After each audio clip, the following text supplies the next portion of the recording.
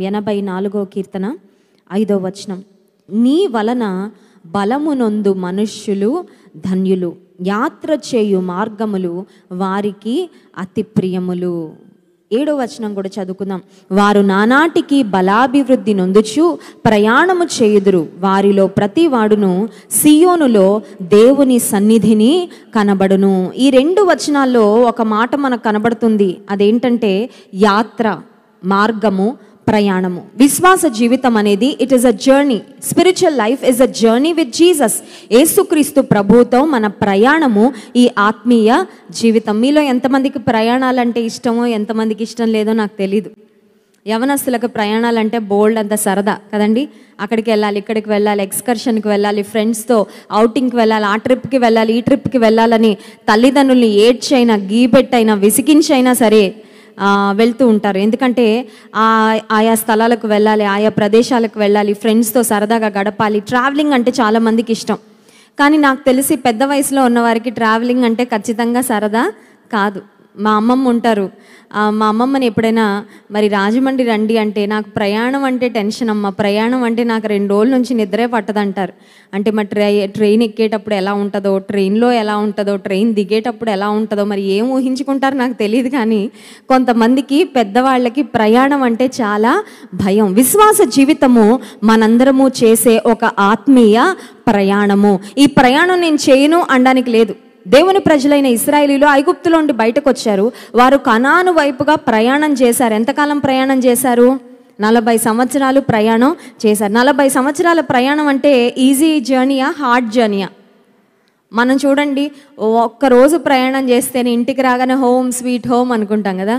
అమ్మయ్య మా ఇంటికి వచ్చేసానని చక్కగా పడుకొని నిద్రపోతాం. ఎక్కడ తిరిగినా కూడా సాయంత్రం అయ్యేసరికి ఇంటికి వస్తే అదొక ఉపశమనం, అదొక రిలాక్సేషన్ అనమాట. మా ఇంటికి నేను వచ్చేసాను.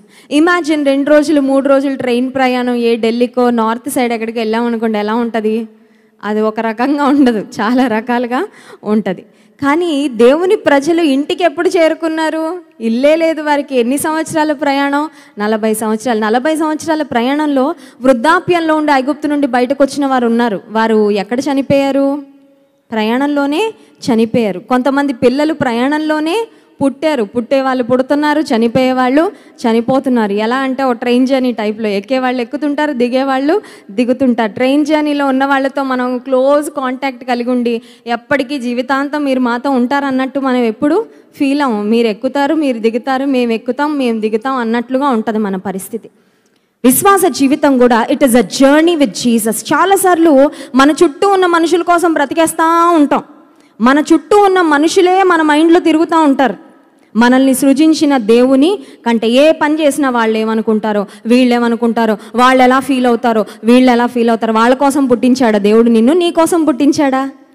నీ కోసం పుట్టించలేదు, వాళ్ళ కోసం పుట్టించలేదు, ఆయన కోసం పుట్టించాడు. హల్లెలూయా. తల్లిదండ్రులు అనుకుంటారు పిల్లలు మా కోసం పుట్టారని. మన కోసం పుట్టలా మన పిల్లలు.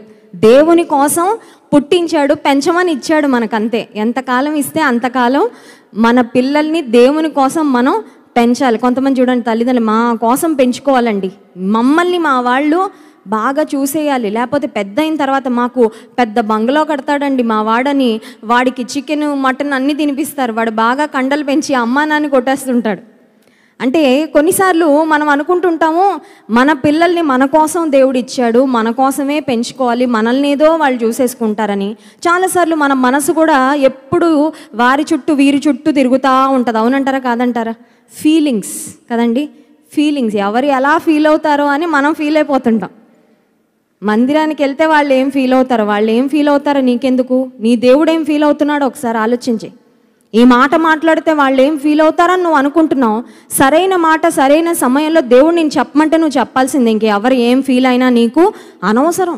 చాలాసార్లు ఏ పని చేయాలన్నా మన మనసులో వారు వీరు తిరుగుతూ ఉంటారు, దేవుడు తప్ప. ఒక మాట చెప్పమంటారా? విశ్వాస జీవితంలో ఈ ప్రయాణంలో నువ్వు చక్కగా ముందుకు వెళ్ళాలంటే వారిని వీరిని చూడడం ఫస్ట్ మానేయాలి. హల్లెలూయా. అది ముందు అలవాటు చేసుకుంటే మనుషుల్ని చూడడం మానే. ఫస్ట్ మనుషులు ఏమనుకుంటారో ఆలోచించడం మానే. నా ప్రభు ఏమనుకుంటాడు, నా ప్రభు ఏం కోరుకుంటున్నాడు, నా ప్రభు ఏమి ఆశిస్తున్నాడు. నటన అవసరం లేదు, ఇంకా ఎనఫ్ ఆఫ్ యాక్టింగ్. బోల్డ్ అంత యాక్ట్ చేసేస్తాం, ఇంకా చాలు. ప్రయాసపడకు, ప్రెషర్ తీసుకోకు. యాక్టింగ్ ఎంత ప్రెషర్గా ఉంటుందండి, అవునా కదా? కొంతమంది యాక్టింగ్ చేస్తూ ఉంటారు, బంధువులు రాగానే ఎంత అద్భుతంగా యాక్టింగ్ చేసేస్తారు. అబ్బా, ప్రపంచంలో ఇంతకంటే మంచి ఆవిడ ఇంకొక ఆమె కనబడదు అన్నట్టు. మందిరానికి వచ్చినప్పుడు ఇంకెంత అద్భుతంగా యాక్టింగ్ చేస్తాం. ఏంజెల్స్ అంటే వీళ్ళేనేమో అన్నట్టుగా ఉంటుంది. మికాయేలు, గాబ్రియేలు, ఇంకా రకరకాల పేర్లు పెట్టేసుకోవచ్చు. మనందరికీ అలా ఉంటాం, ఏంజల్స్ లాగా. చాలాసార్లు మనం మన రియాలిటీ ఏంటో బ్రతకకుండా ఈ ప్రయాణంలో వాళ్ళ కోసం వీళ్ళ కోసం ఆలోచన చేస్తూ యథార్థంగా బ్రతకకుండా, దేవుడు మెచ్చే జీవితాన్ని జీవించకుండా వారి కోసం వీరి కోసం వారిని సంతృప్తి పరచాలి, వీరిని సంతోషపరచాలి.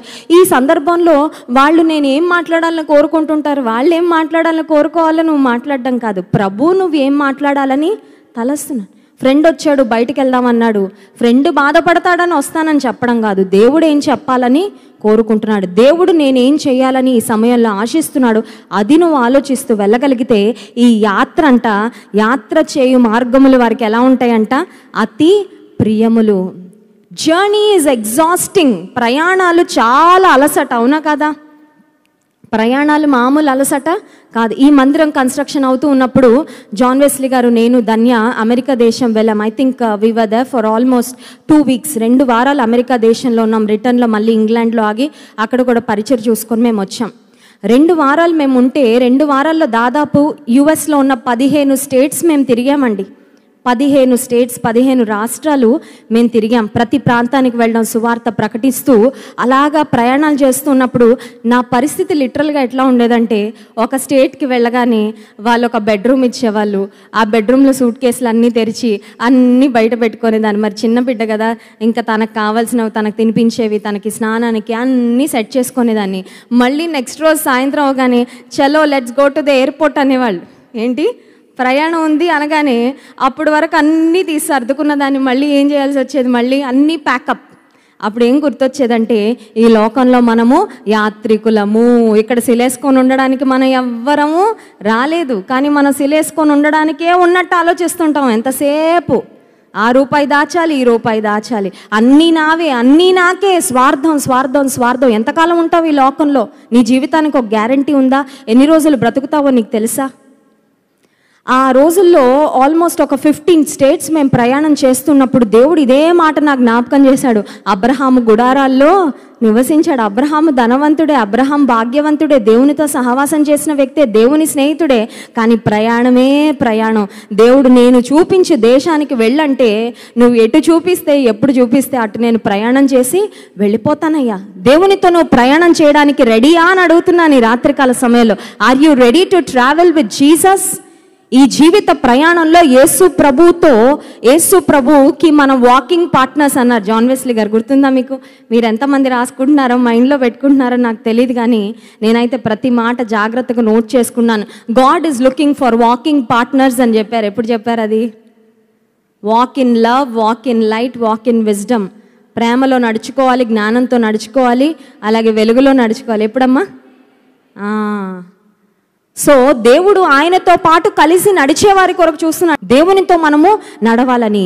God is also looking for people who can journey with him. ఆయనతో కలిసి ప్రయాణం చేసే వారి కొరకు దేవుడు చూస్తున్నాడు. నువ్వు చెప్పగలవా, నేను ఉన్నానయ్యా, నేను నీతో పాటు కలిసి ప్రయాణం చేస్తాను. I will journey together with you and I believe this is a journey with Jesus. యేసు క్రీస్తు ప్రభువుతో ఇదొక ప్రయాణము, యేసయ్యతో ఇదొక ప్రయాణం. యేసయ్యతో ప్రయాణం చేసే వాళ్ళు ఎలా ఉంటారంటే, 5వ వచనం, 84వ కీర్తన 5వ వచనం, నీ వలన బలమునందు మనుష్యులు ధన్యులు, యాత్ర చేయు మార్గములు వారికి అతి ప్రియములు. యాత్ర అంటే వారికి టెన్షన్ ఉండదు, యాత్ర అంటే వారికి చిరాకు ఉండదు, యాత్ర అంటే వారికి అనిశ్చిత అంతకంటే ఉండదు. అమ్మో, ట్రావెల్ అంటే ఎలా ఉంటుంది, అక్కడ వెదర్ ఎలా ఉంటుంది, అక్కడ ఫుడ్ ఎలా దొరుకుతుంది, అక్కడ లైట్స్ ఉంటాయా, అక్కడ కరెంట్ ఉంటుందా, ఆ రోడ్లో ముళ్ళు ఉంటాయేమో కదా, నేను ఏమేమి సర్దుకోవాలి. కొన్నిసార్లు జాన్ వెస్లీ గారు ఆయా దేశాలకు వెళ్తున్నప్పుడు నేను సూట్ కేస్ సర్దడానికి, లగేజ్ సర్దడానికి అడుగుతూ ఉంటాను. అక్కడ వాతావరణం ఎలా ఉంటుందంటండి. అమెరికా, యూకే అలాంటి దేశాలు అయితే మనకి ఈజీగా తెలిసిపోతూ ఉంటుంది. జార్జియా అని ఇలాంటి కొన్ని దేశాలు వెళ్ళినప్పుడు నేను అడిగాను, అక్కడ వాతావరణం ఎలా ఉంటుందో ఒకసారి నాకు కనుక్కొని చెప్పండి, దాన్ని బట్టి మీకు ఏమేం ప్యాక్ చేయాలో నేను ప్లాన్ చేసుకుంటానని. జార్జియా ఆ దేశాలకు వెళ్ళినప్పుడు ఏం చెప్పారంటే అక్కడ చాలా చలిగా ఉంటుందంట, ఎముకలు కొరికే చలి అని. గ్లవ్స్ అని, వులెన్ సాక్స్ అని, తర్వాత ఒక మంచి జాకెట్ అవన్నీ కొనుక్కొని వెళ్ళారనమాట. ఎందుకు ఈ మాట చెప్తున్నానంటే, యాత్ర చేసేటప్పుడు ఆ వెళ్ళే ప్రదేశంలో ఉన్న పరిస్థితులు ఎలా ఉంటాయో మనకు అర్థం కాకపోతే ఆ యాత్ర పెద్ద నరకంగా ఉంటుంది. అవునా కదా? యాత్రకు చాలా బాగా సిద్ధపడి వెళ్ళాలి. కానీ ఈ జీవిత యాత్రలో రేపు పొద్దునకైనా మనం సిద్ధపడగలమా అంటే మనకు రేపు పొద్దున ఏం జరుగుతుందో మనకు తెలియదు కదా. రేపు పొద్దున మనది కాదు. మరి యాత్ర చేయి మార్గములు దేవుని ప్రజలకు ప్రియంగా ఎలా ఉంటాయి అంటే, వారు దేవునితో కలిసి యాత్ర చేస్తారు కాబట్టి రేపు ఉదయం నీకేం జరుగుతుందో నీకు తెలియకపోయినా, రేపు ఉదయం ఏం జరుగుతుందో నీ యాత్రలో ఏ మార్గం గుండా నీ వెళ్తావో నీ దేవునికి తెలుసు కాబట్టి నీకు ఆ యాత్ర మార్గాలు చాలా ప్రియంగా ఉంటాయి. అంత మాత్రమే కాదు, నీ వలన బలము నొందు మనుషులు. దాన్ని యాత్ర చేసేటప్పుడు కాళ్ళ నొప్పులు వస్తుంటాయండి. వస్తాయా రావా? ఇజ్రాయెల్ దేశం వెళ్ళినప్పుడు పాపం సీనియర్ సిటిజన్ 60 అబవ్ ఉండేవాళ్ళు, 50 అబవ్ ఉండేవాళ్ళు కొంచెం మధ్యాహ్నం దాటగానే ఇంకా కాళ్ళు నొప్పులు స్టార్ట్ అయిపోయి ఎక్కడన్నా స్థలం దొరికితే, రాళ్ళు దొరికితే, ఏమైనా దొరికితే కూర్చుని పోదామని చూస్తూ ఉండేవారు. ఎందుకంటే రోజంతా నడవాలి. ఆ స్థలం ఈ స్థలం, ఆ ప్రదేశం ఈ ప్రదేశం చూస్తూ ఉండాలంటే యూ హ్యావ్ టు ట్రావెల్. ఫిజికల్గా చాలా స్ట్రెయిన్ అవుతూ ఉంటాం కాబట్టి ఎనర్జీ ఏమైపోతూ ఉంటుంది, పోతూ ఉంటుంది. యాత్ర చేసే వాళ్ళకి ఎప్పటికప్పుడు ఏం కావాలి? బలం కావాలి. యాత్ర చేసేటప్పుడు ఎప్పటికప్పుడు బలం పొందుకుంటూ ఉండాలి. ఆ బలం ఎవరిస్తారంటే దేవుడే ఇస్తాడు. హల్లెలూయా. ఇంకొక మాట చూపించి నేను ముగిస్తాను. 7వ వచనం, వారు నానాటికి బలాభివృద్ధి నొందుచు ప్రయాణము చేయుదురు. దేవునితో నువ్వు ప్రయాణం చేస్తే ఎప్పటికీ నీకు బలం పెరుగుతుంది కానీ బలం తరగదంట. Hallelujah. Your strength will grow day by day. You will go from strength to strength. బలము నుండి అధిక బలములోనికి దేవుడు నిన్ను ప్రతి దినము నడిపించుకుంటూ వెళ్తాడు. ఆ తర్వాత వారిలో ప్రతి వాడును సియోనులో దేవుని సన్నిధిని దేవునితో ప్రయాణం చేస్తే దేవుని సన్నిధిలో కనబడక లోకంలో కనబడతామా? ఖచ్చితంగా లోకంలో కనబడం. కనుక ఈ రాత్రికాల సమయంలో దేవుడు మనకిస్తున్న వాగ్దానము, నీ వలన బలమునొందు మనుషులు ధన్యులు. అయ్యా, ఆ ధన్యత నాకు ఇవ్వయ్యా. నీ వలన బలమునొందే ధన్యత నాకు ఇవ్వు. నా జీవిత యాత్ర నాకు మరి ఫ్రస్ట్రేటింగ్గా ఉండనివ్వకు, విసుగుదలగా ఉండనివ్వకు, నిరాశగా ఉండనివ్వకు. ఏ దినానికి కావలసిన బలము ఆ దినము నాకు ఇస్తూ యాత్ర చేయి మార్గాల్లో నా వాకింగ్ పార్ట్నర్గా నీ ఉండి, నా జర్నీ పార్ట్నర్గా నీ ఉండి నన్ను నడిపించని దేవుని సన్నిధిలో అడుగుదాము. అటువంటి కృప దేవాతి దేవుడు మనందరికీ దయచేయనుగాక. ఆమేన్.